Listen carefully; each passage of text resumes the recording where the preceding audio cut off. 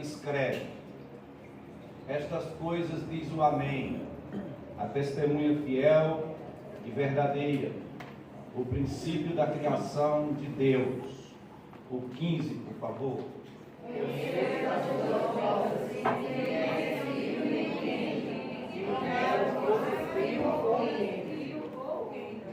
Assim porque és morno, e nem és quente nem frio, estou ao ponto de vomitar da minha boca. Verso 17.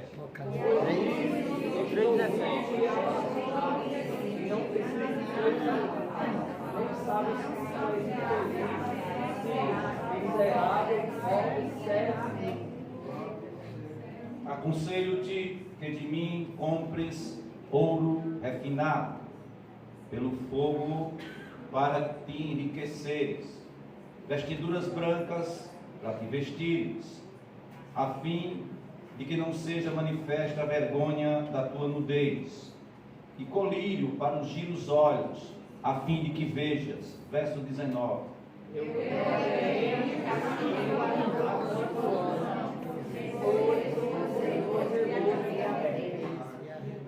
Eis que estou à porta e bato.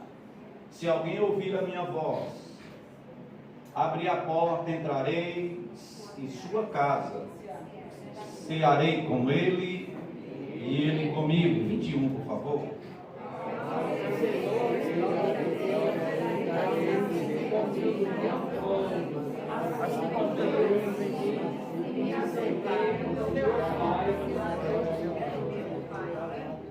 Quem tem ouvidos, ouça o que o Espírito diz. Paizinho, quero te agradecer nessa noite. Mais uma vez quero me humilhar diante da tua presença, reconhecendo a tua soberania, reconhecendo o teu poder, entendendo tudo aquilo que tu vai fazer no nosso coração nessa noite. Senhor, nós chegamos aqui e não escolhemos o que ouvir, mas aquilo que tu queres falar para nós nessa noite. Continua falando conosco, desde o início deste culto, que tu vem falando, admoestando, exortando, nos louvores tu exortas, porque o teu amor é muito grande pela minha vida e pela vida de cada um que está aqui nesse lugar, nessa noite. Sê conosco, perdoa todos os nossos pecados, derrama do teu sangue sobre a nossa vida, para que haja purificação. Anjos do Senhor, acampem ao redor da casa de cada pessoa que está aqui nesse lugar, nessa noite. Elevará da súria da baixa, guardando essas pessoas que estão naquele lugar, livrando de todo o mal, Deus. E a preocupação que você está, descansa a tua alma, porque o Senhor está cuidando daquele negócio. Nós colocamos diante de ti, Senhor, a tua palavra em nome de Jesus. Amém? Glória a Deus. Pode sentar, dando glórias a Deus. Glória a Deus. Eu não sei que preocupação você chegou aqui nessa noite,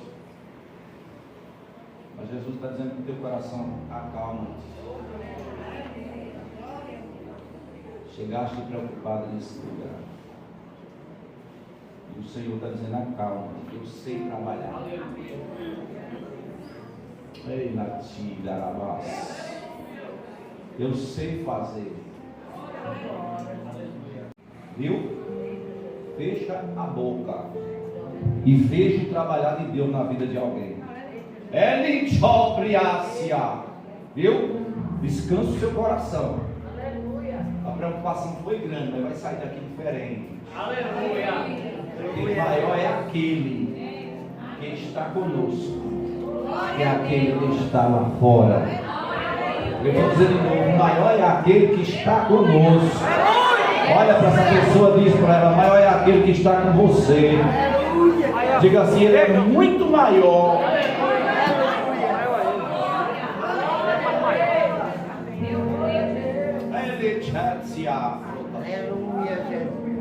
É o mais maior. Ele é o grandão. Tá, galera? Os anos dramáticos de perseguição haviam chegado.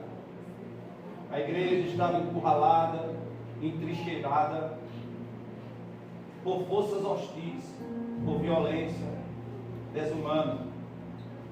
havia chacina, banhos de sangue por todo o Império Romano, onde vários crentes eram mortos e trucidados. Eles eram queimados em praça pública, comidos por leões, pisoteados por touros. Os imperadores morriam e eram sucedidos um a um, mas a perseguição não cessava. Todos os apóstolos já estavam mortos, a não ser João Batista. Depois de já velho, foi transferido para a ilha de Patmos, talvez numa tentativa de eliminar o último representante do cristianismo. Enquanto o imperador tentava destruir a igreja, Deus estava edificando. Enquanto João estava cercado por águas, isolado, reduzido a uma solidão imperiosa, enquanto todas as portas se fecharam para ele, aleluia, enquanto todas as portas se fecharam para ele, Deus lhe abriu uma porta dos céus. Aleluia. Glória a Deus. Eu fico pensando, será que nós vamos passar por essas perseguições? Não igual, mas perseguições de outras formas. Será que a igreja do século 21 está pronta para ser perseguida? Será que a igreja do século 21 ela está pronta para dar a sua vida pelo seu Senhor, pelo seu Salvador? A igreja do século 21, nós vemos tanto talento, nós vemos pessoas com tantos talentos, mas com pouco caráter. Será que essa igreja está pronta? Por que será que Jesus não voltou ainda? Nós estamos vendo sinais e mais sinais. Ele está pontuando a sua volta. E muitas pessoas estão como se nada tivesse acontecendo. Nós vimos que nesses últimos dias temos visto sinal no céu, sinal na terra. E não tem como negar. Antigamente não tinha internet. A gente não podia saber o que estava acontecendo nos outros países. E quando sabia, já não tinha nem graça. Mas hoje não, é tudo ao vivo. É acontecendo lá e eles passando ao vivo. Não tem como ninguém negar o que está acontecendo. Jesus, ele fala à igreja de Laodiceia. A igreja de Laodiceia é a única que não teve nenhum elogio na Bíblia. É a única que Deus tratou de uma forma brusca, dura, mas por quê? Amava. Ele não quer perder ninguém. Ele não quer perder alguém. Ah, pastor, mas fulano é rebelde. Mas ele sabe trabalhar na vida do rebelde. Mas fulano é complicado. Mas ele sabe trabalhar na vida de fulano complicado. Glória a Deus. Às vezes fulano é complicado porque eu sou complicado. E às vezes Deus quer primeiro trabalhar na minha vida, para depois trabalhar na vida do complicado. E às vezes a gente não entende. A gente ora por essa pessoa, jejuma por essa pessoa, busca por essa pessoa e esquece da gente. Deus primeiro quer moldar a minha vida, transformar o meu coração, para depois salvar os meus. A gente fica pensando, meu Deus, como Deus é lindo. Como Ele trabalha de uma forma profunda no nosso coração. Amém? Amém. Quando João vê o Filho do Homem ali, ele percebe que não é mais o Cristo fraco do Calvário. Ele começa a observar como o rosto sujo de sangue, com a voz embargada pela sede, cujos olhos estavam inchados lá na cruz, cujas mãos estavam rasgadas pelos pregos, e cujos pés estavam cravados na rude cruz, mas seus olhos brilham como chama de fogo, seu rosto brilha como o sol, seus pés são como bronze polido. Ele é o Cristo vencedor, que venceu a morte, Aleluia, pela sua ressurreição, e governa a igreja, e que tem em suas mãos poderosas a Escritura.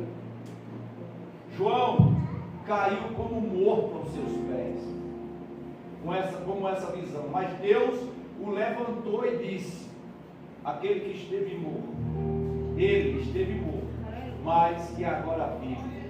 Nós adoramos o Cristo vivo, que reina pelos séculos dos séculos. Amém? É esse Cristo que nós adoramos. É o Cristo vivo. João é levado até a ilha de Patmos, lugar aonde eram levadas as pessoas que estavam no trabalho na época em Roma. Quando eles queriam matar alguém ou se livrar de alguém, ele levava para a ilha de Patmos. E João foi levado para lá justamente para ser descartado. Eu não sei se tem alguém aqui na ilha de Patmos.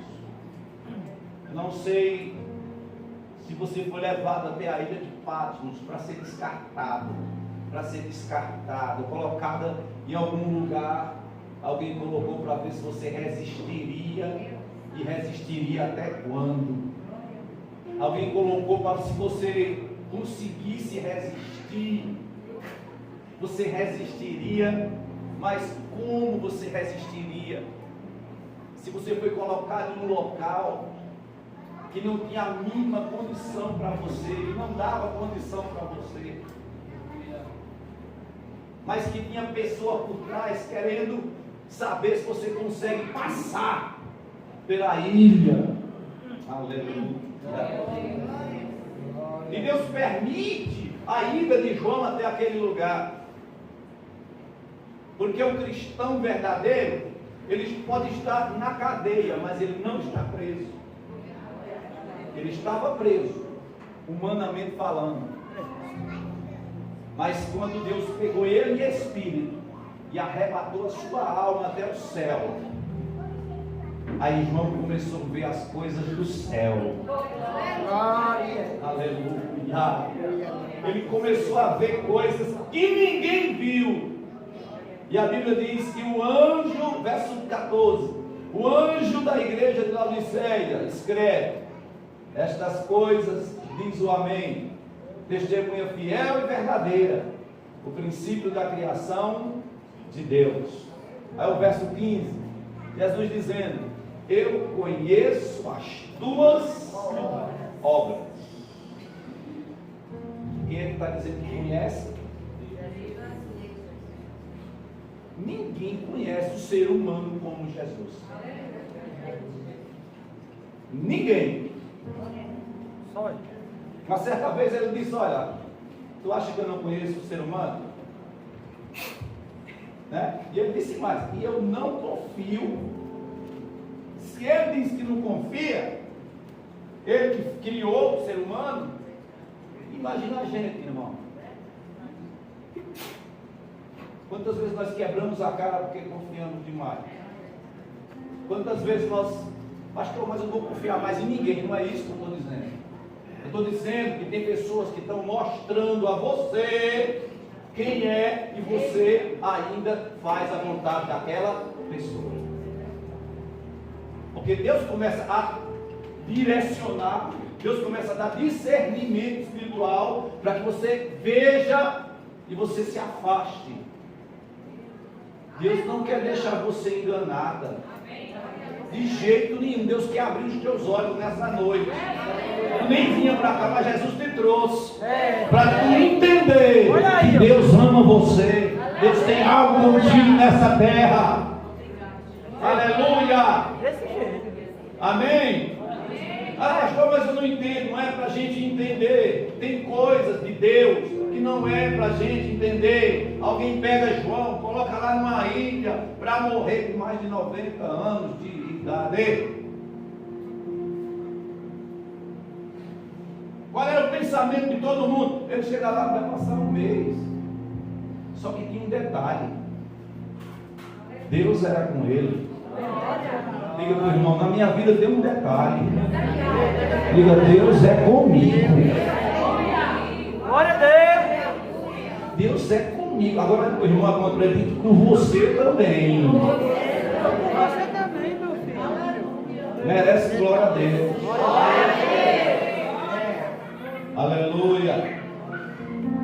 Jesus olha para a igreja de Laodiceia e ele começa a criticar a igreja. Jesus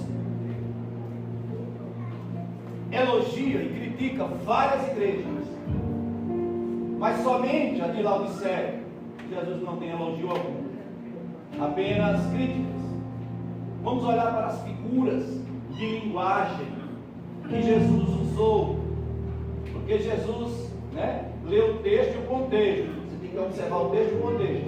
Ele vê o povo e a cultura. Precisamos conhecer o comércio da nossa cidade, a economia da nossa cidade, a cultura da nossa cidade, para dar respostas para as perguntas relevantes das pessoas. Interessante isso. Primeiro, Laodiceia ficava no vale do rio de águas térmicas. Pessoas do mundo inteiro vinham ser tratadas pelas águas quentes que saíam da fonte na cidade vizinha de Laodiceia. As águas da outra cidade vizinha tinham águas frias e terapêuticas. Já as águas de Laodiceia vinham de um duto que era águas mortas, intangíveis, não sai. Se falar rápido não sai. Intragáveis, inúteis para a medicina. Jesus aplica isso. Quem te dera fosse fria como as águas dos colossos, ou quente como a Hierápolis, mas tu és morna, vomitaria. Quando você vai para esse texto, ele está usando justamente essa linguagem metafórica, mostrando uma coisa figurativa, E ele diz assim: conheça as tuas obras, conheça as tuas obras, que nem és frio e nem quente, que dera fostes frio ou quente. Olha isso, ele usou as águas dessas cidades para trazer algo figurativo para a minha vida e para a sua vida. Amém? Quem consegue tomar água morna aqui sem vomitar? Você começa a tomar daqui a pouco? Água fria você toma naturalmente, mas ele começa a dar um exemplo.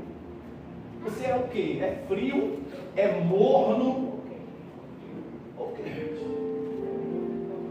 Que tipo de cristão somos nós? Pastor, o que é um cristão quente? Pastor, é o que pula, que salta aqui. Isso não quer dizer nada. Amém? O que é um cristão quente? É um cristão obediente à palavra. É um cristão que tem temor a Cristo. Por quê? Porque ele vai ficar sempre aceso na presença de Deus. Por isso que ele é quente. A gente tem um estudo aqui na quinta-feira passada, falando sobre Levíticos capítulo 6, verso 12. E o fogo arderá continualmente, 6,13, continuamente sobre o altar e não se apagará. Esse é o cristão quente.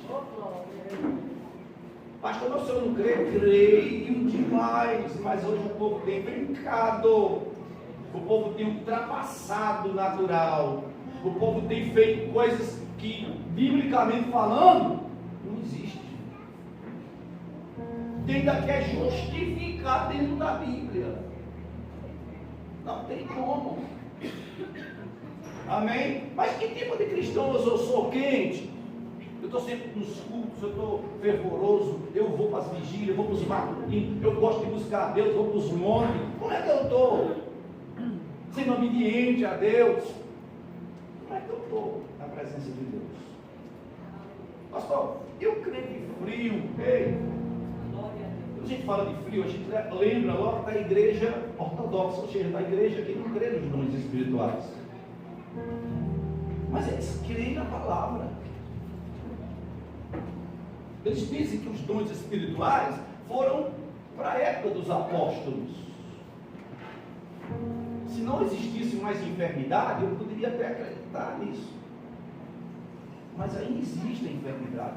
Se existe a enfermidade, existe a cura.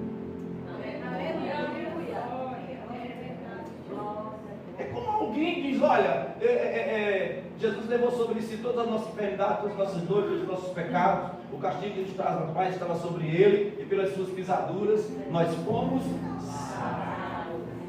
E a gente diz que Jesus cura, e alguém diz, mas questione. Jesus levou sobre si as nossas iniquidades, os nossos pecados e as nossas enfermidades. E alguém diz, não adoece mais. Se adoecer, porque está em pecado. Só que o texto diz que ele levou sobre si os nossos pecados. Aí eu te pergunto, a gente peca? Se ele levou, por que a gente peca? Do mesmo jeito que ele levou a enfermidade, a gente também fica doente. Como é que Deus vai operar algo na vida de alguém se essa pessoa nunca adoece? Pastor, eu queria uma prova. João 9, vamos lá. Vamos para João 9. Vê agora na mente aqui. João capítulo 9.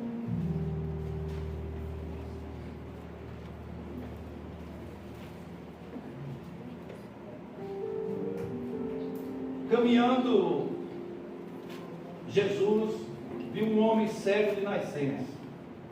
E os seus discípulos perguntaram: Mestre, quem pecou?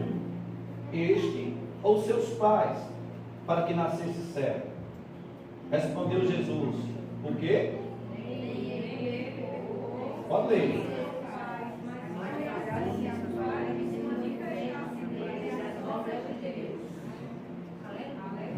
Tem que ter enfermidade, porque a obra de Deus tem que se manifestar. Ela tem que se manifestar hoje na minha vida, na sua. Ei, eu não posso nem dizer que Jesus me cura, porque ele me curou.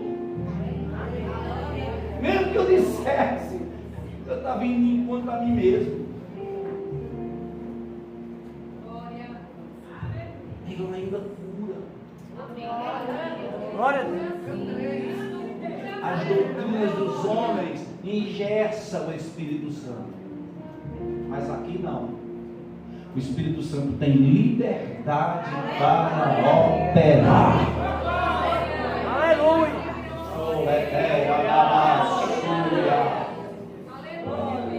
Estou sentindo ele andando nesse meio.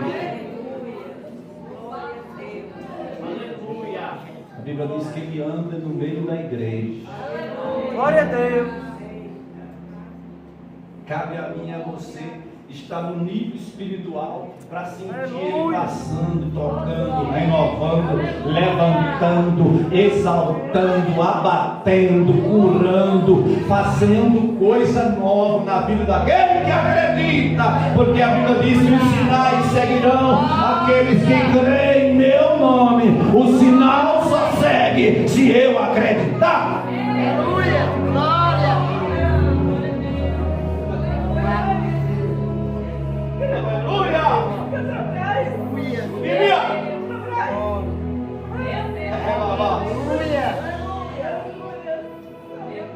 Jesus está aqui. Ele gosta de canto simplesinho, que ele gosta de passear. Ele gosta de tocar nas pessoas. Ali, Barabassuia. O Senhor está arrancando uma angústia da tua alma hoje. Filha, tu tem passado por angústia. Ele tem arrancado uma angústia da tua alma hoje, porque Ele te ama. Ele tem arrancado a angústia da tua alma hoje, porque Ele sabe quem é você. Ele te conhece do maior lechete, barriaia, teatro, praia. Ele te conhece do profundo e do oculto. Ela irichou e até lácia. E Ele te trouxe aqui, filha, hoje para te dar um abraço.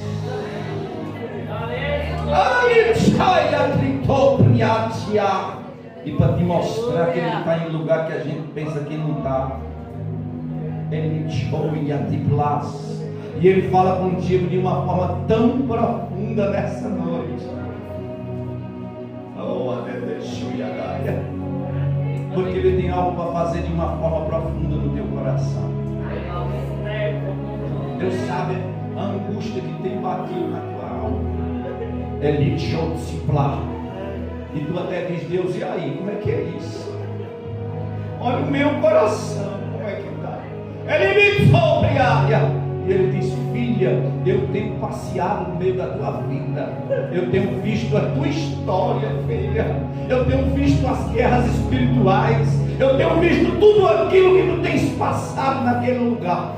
Eu nem embora da sua e até praxe. Tem hora que dá vontade de sumir, tem hora que dá vontade de correr. Mas eu te digo, filha, fica na posição, porque eu vou fazer um ribuliço naquele lugar. Assim diz o grande nessa noite para tua vida.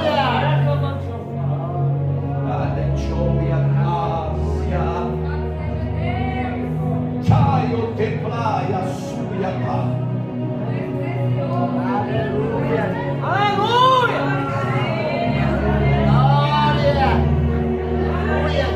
Oh, glória ao teu nome,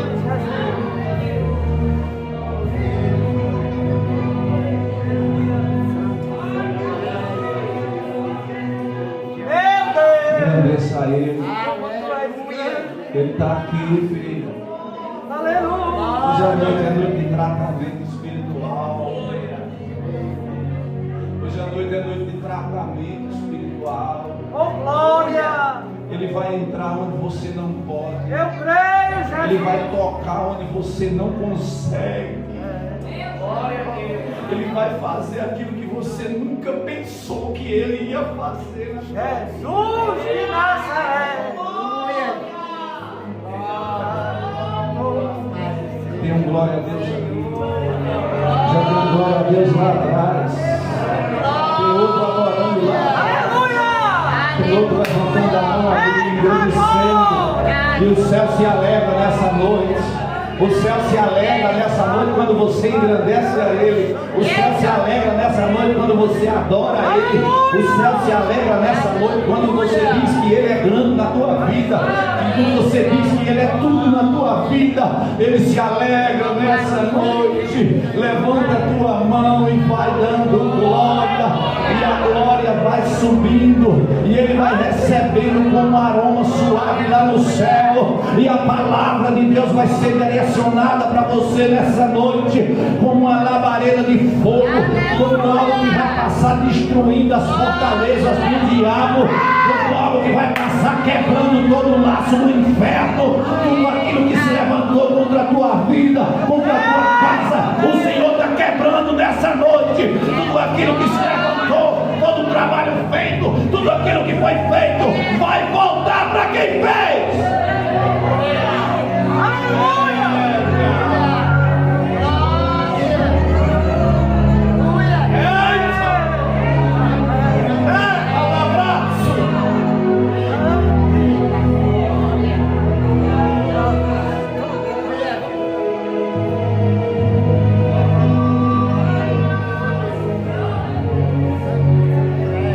Aleluia!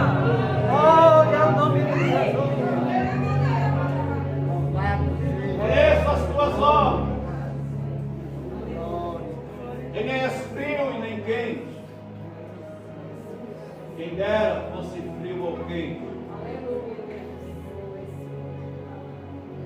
Pastor, posso ser frio e quente? Pode. Não pode ser morno. Morno, come.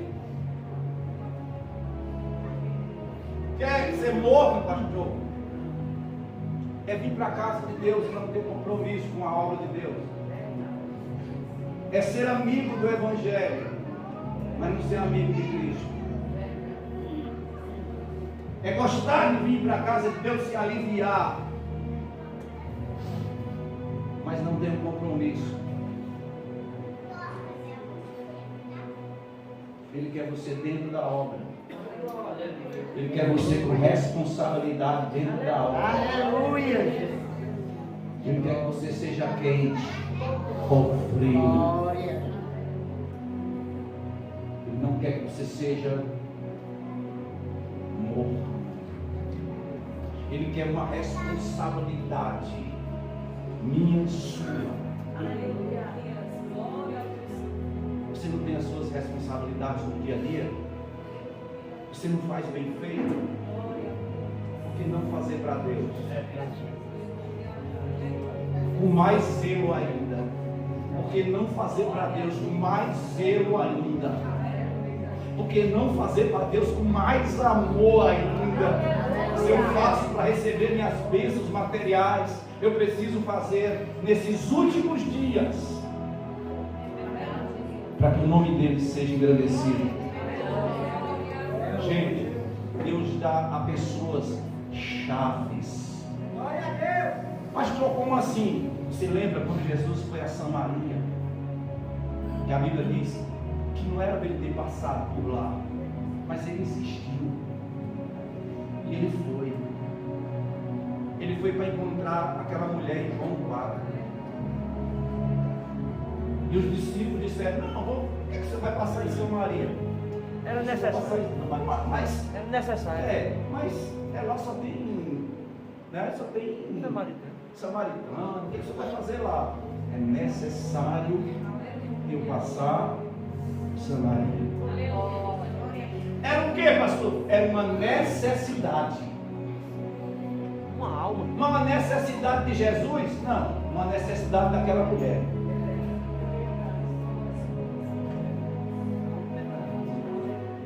Uma alma.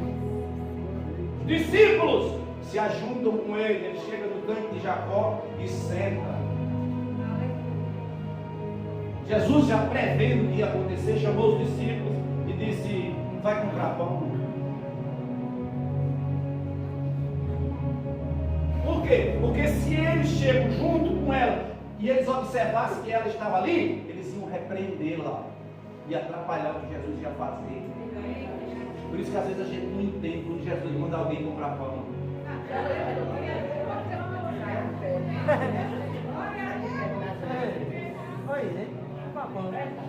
Para não atrapalhar, vai comprar pão. Sai de perto. Porque Jesus precisava de uma intimidade. Jesus precisava de estar perto dela, para falar com ela cara a cara, sem ninguém para perturbar.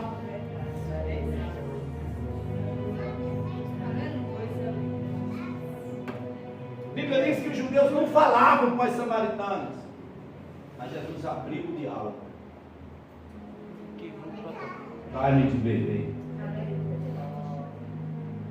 Qual foi o pensamento dela? Ela era uma prostituta. Qual era o pensamento dela? O que esse judeu está falando comigo? Qual é o interesse dele? Dá-lhe de beber. Ele sentado no tanque de Jacó, cheio d'água, um poço sentado em cima de outro. Glória a Deus. Muito forte aí. Primeira vez que eu vi um poço sentado em cima de outro. Um poço verdadeiro, um poço falso.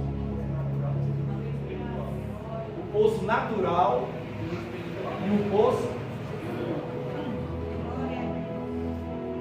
Dá-lhe de beber. E o poço espiritual pedindo a água natural. Olha isso! Aqui Jesus queria uma água natural, só para ter contato com ela. O que é que Jesus não faz para ter contato comigo e com você? Ele convida você em cima da hora para você chegar, você ainda chega. Ele cria uma situação lá para você vir e você vem, porque ele precisava nessa noite puxar um assunto com você. Aleluia!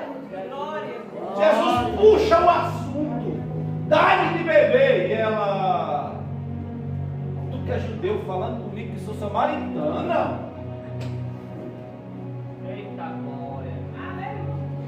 Jesus é muito bom. Ela disse, eu não posso tirar água porque é muito fundo do poço. Diga para o irmão, o Jesus, o fundo do poço, o Jesus dentro é fundo mesmo. Você vai lá no profundo com ele, viu? Ele leva você lá e vai cavando cada vez mais. São tesouros escondidos. Jesus disse, se eu te der da água,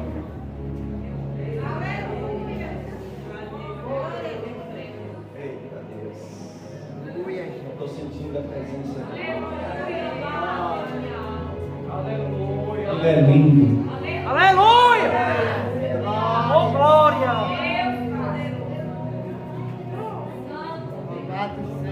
Jesus puxa o diálogo e diz: Cristo veio uma mulher samaritana e disse-lhe Jesus: dá-me de beber, pois seu discípulo tinham ido na cidade contar. Enquanto isso, Jesus conversando.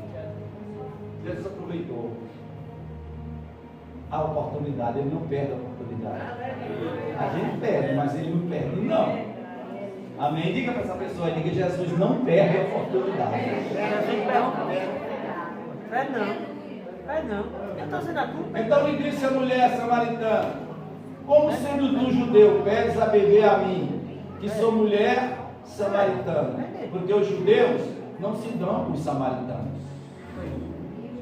Replicou Jesus: se conheceis o dom de Deus, e quem é o que te pede, dai-me de beber, tu lhe pedirias e ele daria água viva. Jesus está dizendo em outras palavras: se tu soubesse quem está falando contigo. E ela perguntou: tu vai de Jacó? Se tu soubesse quem está falando contigo. Aleluia! Aleluia! Coisa forte. Se tu soubesse como ele está falando com você,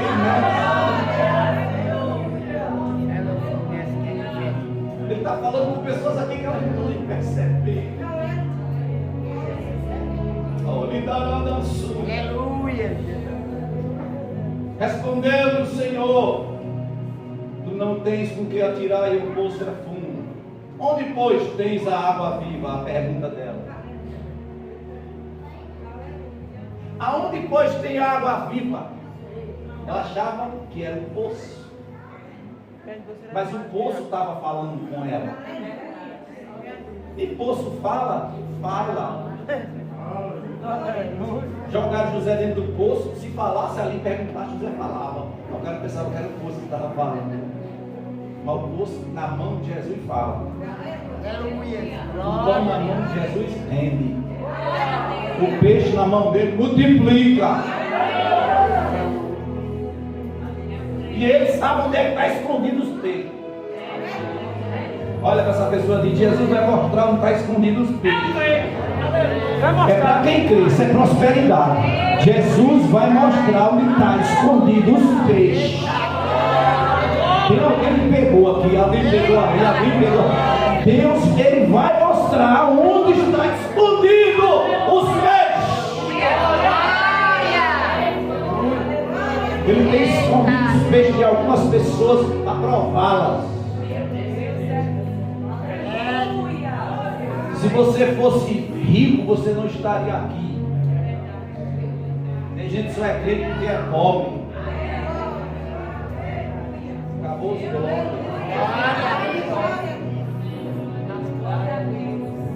Se Deus Deus te der dinheiro, onde tu estaria agora?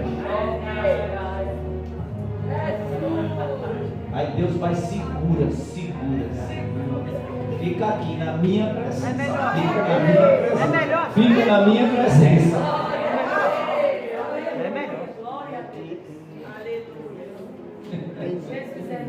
É muito bom.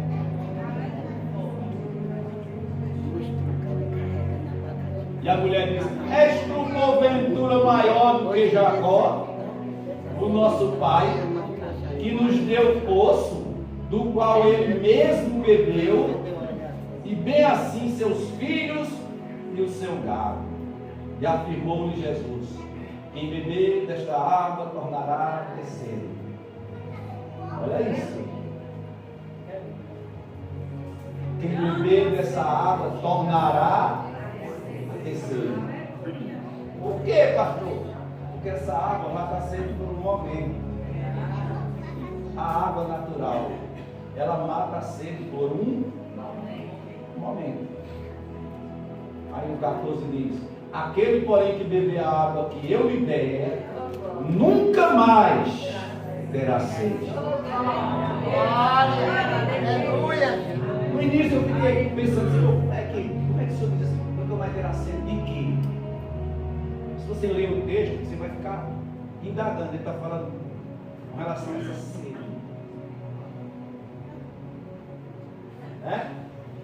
Não vai mais ter sede de quê? De dançar, de beber, sede das coisas da carne. Você nunca mais vai ter sede das coisas. Oh, glória! Você vai ter sede das coisas do Espírito. Amém. Glória. Você entendeu isso? Glória a Então eu Deus. ia dizer: oxe, Jesus, que sede é essa? É forte, essa palavra Por é isso que a forte. gente tem que meditar, se aprofundar, Examinar como ele examinar as Escrituras. Mateus 22, 29. é raiz. Examine a Escritura, que ela vai te fortalecer. João 5,39. Você tem comida, você tem pão, você tem água, você tem maná dentro dela para alimentar a tua alma. Você precisa se alimentar. Vem a batalha, vem. Tiago 4,7: sujeitai-vos a Deus, resistir ao diabo nele, mas primeiro sujeitar a Deus. Glória a Deus. Essa semana eu vi um cara falando lá no Face. Ele disse: esse versículo aí o diabo tem medo. E eu fiquei estudando o que queria dizer. Tiago 4,7: resistir o diabo e ele fugirá de vós. Não disse o versículo todo. Está errado. Cuidado com o que eles falam na internet. É. Se a base é a sujeição a Cristo, eu só vou poder resistir se eu me sujeitar a Deus. Como é que ele diz: resistir o diabo fugirá de vós? Só falou uma metade no versículo. Por que Deus botou sujeitar no versículo? Porque eu preciso estar bem com Deus para conseguir resistir a Ele. Existe luta espiritual, batalha espiritual. E essas batalhas espirituais é que a gente vê se a gente está forte ou fraco. Quando o negócio aponta. A gente fica sem entender as coisas muitas vezes, mas Deus é fiel, Ele clareia para o nosso coração. Está clareando. E eu digo mais, irmão, gosta assim, ó, Bíblia pura. É bom demais. Gosto assim, porque esse alimento vem diretamente do céu para a gente. Acho que você não gosta de estudo assim. Gosto. A escola bíblica dominical a gente já eliminou as revistas. Agora é só Bíblia. Domingo eu venho. É comendo Bíblia direto. Irmão, graças a Deus que o povo está começando a vir. Porque a palavra, ela renova, a palavra, ela traz as pessoas. Amém.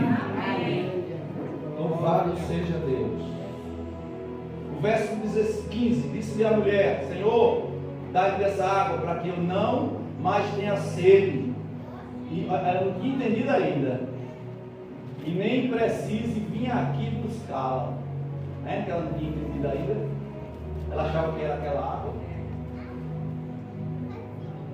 Ou seja, depois de Jesus revelar aquele mistério todinho, como ele vai fazer, Disse Jesus: vai e chama teu marido e vem cá. Olha o que Jesus perguntou para ela. Jesus sabia tanto que ela não tinha. Só para ver o que ela ia dizer. Jesus tem umas perguntas, né, que quem sabe a resposta geralmente não precisa fazer a dela. Mas Jesus, ele é assim. Ele sabe da resposta, mas ainda ele faz para que a gente possa, ó, os nossos lábios falar, confessar. Amém? Verso 17. Ao que ele replicou a mulher: não tenho marido. Ela não mentiu. Replicou-lhe Jesus: bem disseste, não tenho marido, porque 5 maridos já tiveste, e esse que agora tem não é teu marido. Isto disseste com verdade. Ela disse: esse homem é muito próprio. Diga para o irmão: e os cabas comprando? Tudo comprando pão. Ei, Foi eles não chegaram. longe. Agora é interessante, né? Acaba foi longe. Porque não mandou só um, foi 12 para comprar pão. Era um caminhão de pão que vinha. Foi longe. Os 12 vão comprar pão, vão conversando um com o outro, no instante vai e vem. Acho que foi bem devagar. É, irmão, se alguém quiser atrapalhar, você já sabe. Comprar um pãozinho ali pra gente, enquanto Jesus opera, enquanto papai trata a alma, enquanto papai vai passando a mão na alma, trazendo ela mais perto, com carinho, com amor. E os caras comprando pão só pensando no bolso. E Jesus matando a fome e a sede de alguém com pão espiritual. Aleluia. Pastor, o que o senhor quer dizer com relação a isso? Eu quero dizer que aquela mulher era uma chave.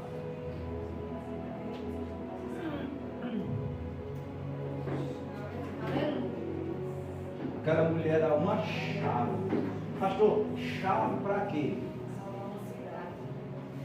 Para salvar uma cidade. Você está vendo que as coisas simples para nós é grandiosa para Deus? Ela chegou no meio da cidade. Venha o meu profeta que disse a minha vida todinha. O povo parece que gosta de profecia também. Correr tudo. Eu acho que ele é o Messias. Está lá o judeu. E a Bíblia diz que eles creram em Jesus, não pelo que a mulher disse. Porque com certeza quando ele chega lá, Jesus começou a fazer outras coisas. Amém? A gente não tem que crer em Jesus porque alguém disse. Porque alguém falou só, não. A Escritura é a maior base para crer em Cristo. Glória, glória.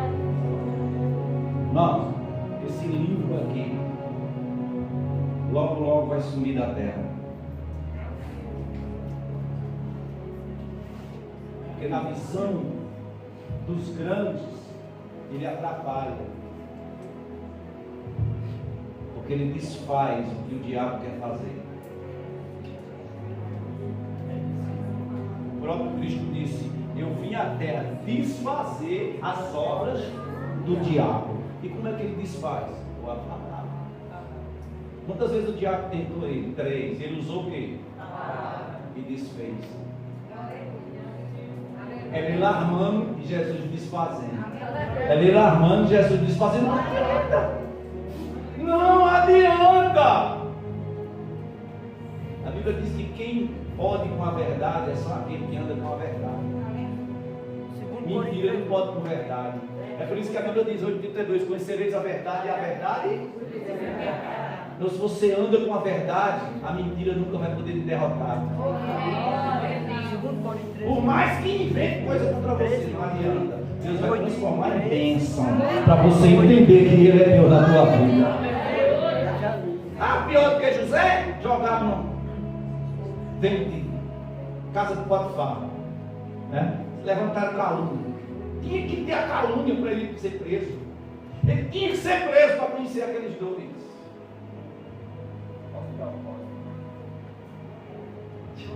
Um morre e o outro fica. Ele tinha que decifrar o sonho dos dois. Para que quando o faraó dissesse, ninguém consegue, aí o cara lembrou, o copeiro lembrou, disse, tem um cara lá na cadeia. Aonde é que ele está? Na cadeia. A Bíblia diz que ele tirou a barba, se arrumou e foi para a presença do rei. Foi para a presença de Faraó. Todo bonito. Ah, é aquele que estava lá na cadeia. E ele decifra o sonho. Mas primeiro ele dá glória para Deus. Estou sabendo que você decifra sonho. Ele disse, não, eu não, mas há um Deus no céu que é dono da sabedoria. Ele quebrou logo Faraó pelo meio.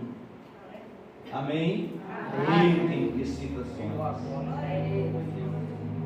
E ele vai e decifra o sonho de Faraó. Faraó diz, pronto, quem é mais sábio do que você?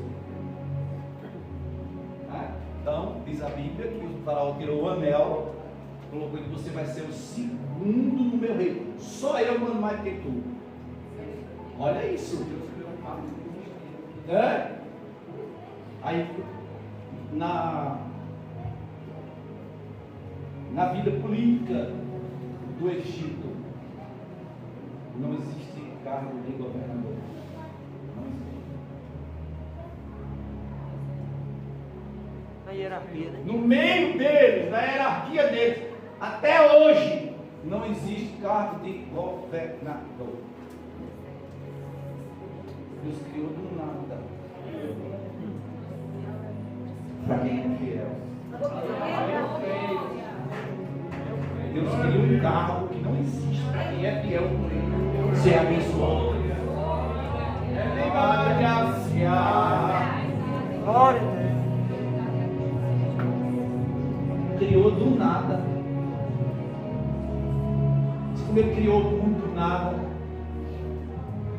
Por isso que a gente tem que valorizar o nada. Porque do nada Ele pode fazer tudo. Quando você diz não tem, Ele diz, pronto, agora eu vou agir. Às vezes, isso deixa esse negócio para lá, é nada. Isso não vale nada. Quando na realidade para Deus Ele pode transformar o nada em tudo. A terra estava sem forma e vazia. Deus criaria uma terra sem forma e vazia. Com que intuito? Mas daquela terra sem forma e vazia Ele criou o restante das coisas. Ele é Deus. Ele tem todo o poder no céu, na terra, embaixo da terra. Amém? Apocalipse 3, novamente. Vamos lá, abra a Bíblia. Quero você atento e ligado. Conheça as tuas obras, verso 15. Sei que nem és frio nem quente, quem dera fosse frio ou quente. Assim, porque és morno e nem és frio, estou a ponto de vomitar da minha boca. Verso 17. Pois dizes, estou rico e abastado, e não preciso de coisas alguma. Nem sabes que tu és infeliz, sim, miserável, pobre, cego e nu. Aconselho-te que de mim compre ouro refinado pelo fogo, para te enriqueceres. Ouro refinado pelo fogo. Ou seja, aconselho que de mim compre ouro refinado pelo fogo, para te enriqueceres. vestiduras brancas para te vestires, a fim de que seja manifesta a vergonha da tua nudez. Não seja manifesta a vergonha da tua nudez. Colírio para ungir os olhos, a fim de que vejas. Amém? Pois isso é muito forte. Laodicea, ele era o centro. Laodicea ficava no vale de um rio de águas térmicas. Isso aí já falei.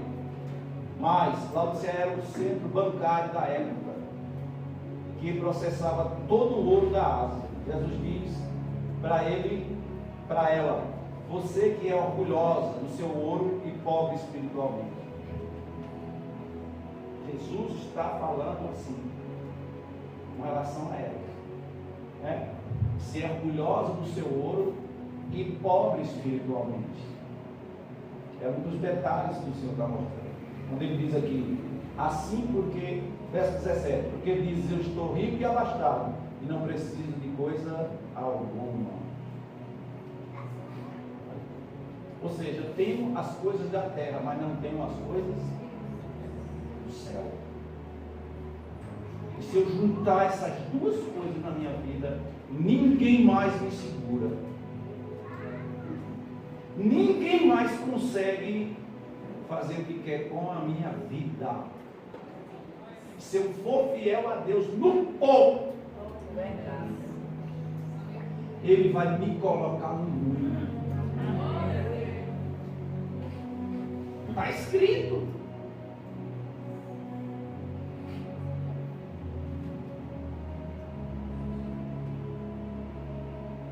Por que fala de roupas brancas? É porque eles eram o maior centro de têxtil da Ásia.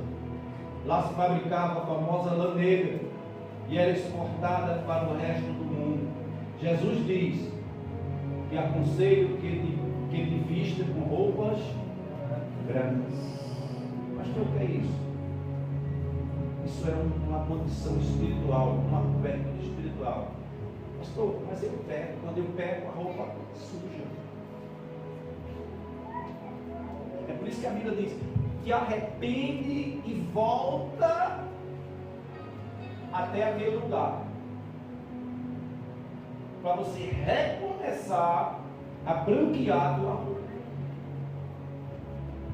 Então o arrependimento gera o sangue sendo derramado sobre a minha vida, e o sangue purifica, arranca todo o pecado. Então eu me arrependo, eu errei. Quem não erra? Todo dia a gente erra. Há uma necessidade da gente colocar o joelho junto, todo dia pedir perdão. Quem faz isso aí é o ímpio que não faz. Levanta, vai embora trabalhar, deita de novo, vai embora trabalhar, não quer nem saber. Mas a gente que conhece Deus não pode fazer isso. Todos os dias eu tenho que colocar o joelho no chão e pedir perdão. Eu erro por pensamento, eu erro por falar, eu erro por gesto, eu erro por tanta coisa, por injustiça. Deus não chamou ninguém perfeito.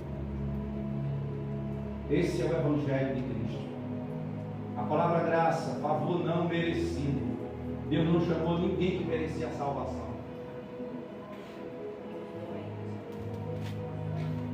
Amém? Tem muita gente que não precisa de Deus. Acha que não precisa. Quando na realidade, quando a coisa aperta, que a gente só sabe a fé da gente quando aperta. Já estava falando aqui, foi um dia desse. A gente só sabe quando a nossa fé funciona, quando a gente bota ela em ação. Não adianta eu dizer, eu tenho fé, mas não usa. Amém? Quando a situação vem, aí Deus vai ver se realmente eu tenho ou não tenho uma fé naquilo que eu estou falando. Amém? A situação vem para nos provar, para nos fortalecer, para colocar a gente na rocha, firmar a gente na rocha, para a gente buscar mais, para a gente orar mais, para a gente jejuar mais, para a gente ficar sensível, porque Deus às vezes quer falar com a gente, mas a gente só quer comer. Mas Deus pode falar, pode de qualquer jeito, mas Ele quer intimidade. Intimidade a gente só consegue no profundo com Deus. Não é de qualquer jeito. Amém? Graças a Deus. Graças a Deus, não tem nem perto com milão, não. Glória a Deus. Aqui é diferente, né? Glória a Jesus. Espírito aí. Amém?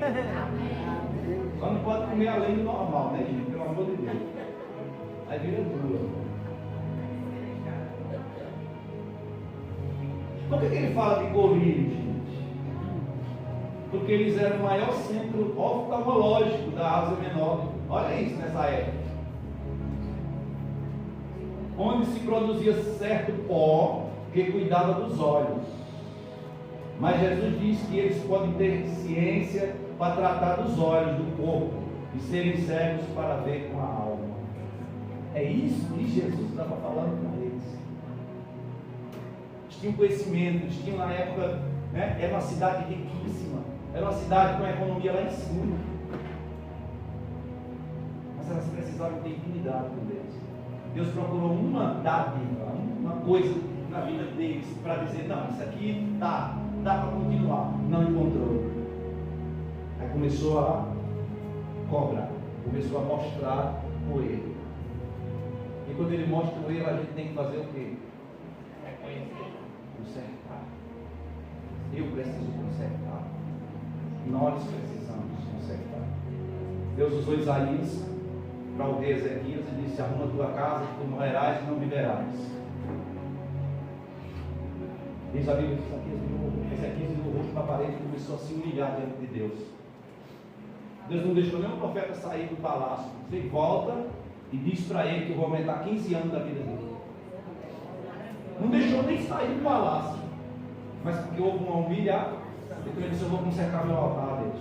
Me dá mais uma oportunidade. Vamos consertar os nossos altares. Vamos tirar a cinza dos nossos altares. Vamos tirar as besteirinhas dos nossos altares. Tanta coisa tem afastado a gente de Deus, afastado a gente das pessoas. Às vezes uma besteira, um detalhe. A gente para de olhar para Cristo e começa a olhar para as pessoas. E isso é um perigo. Quando Pedro tirou o olhar de Cristo, Pedro afundou. Olha para Jesus. Aleluia. Eu posso te perguntar nessa noite: quantas vezes Jesus já te decepcionou? Quantas vezes? Olha para Ele. Observa Ele. Quantas vezes Ele já errou com você? Quantas vezes Ele não te consolou quando tu precisou? Às vezes Ele está consolando e a gente está dizendo: mas Senhor, tu parece que não está me vendo. E Ele está dizendo: ei, quantas vezes eu já agi na tua vida e problemas maiores do que esse eu já resolvi. Aleluia. Guerras espirituais maiores do que essa eu já ganhei para você.